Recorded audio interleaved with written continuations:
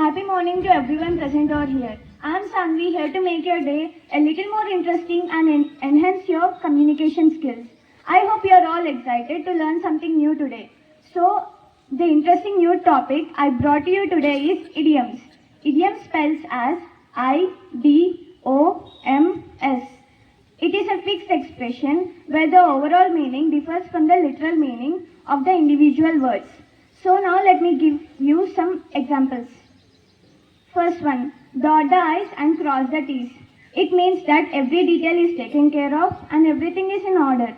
It used to describe when someone has double checked and completed all the necessary tasks.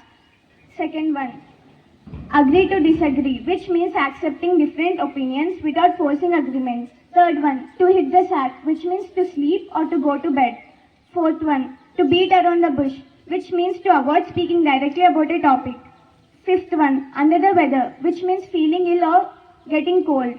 So now we have learned what is idiom and 5 examples of it. Now I request everyone to use these idioms in your daily conversation and make it sound better.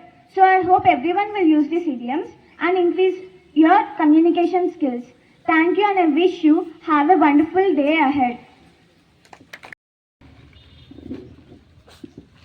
Happy morning everyone. Myself Sai Charan of Grade X Jasper.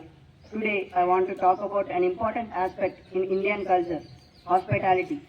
In India, we have a long tradition of treating guests with open arms and treating them like a family. It is reflected in the concept of Atithi Devo Bhava, which means the guest is equivalent to God. Hospitality is not just about providing food and shelter. It's about making them feel comfortable, valued and respected. It's about showing kindness, empathy and generosity to those who come to our home or our country.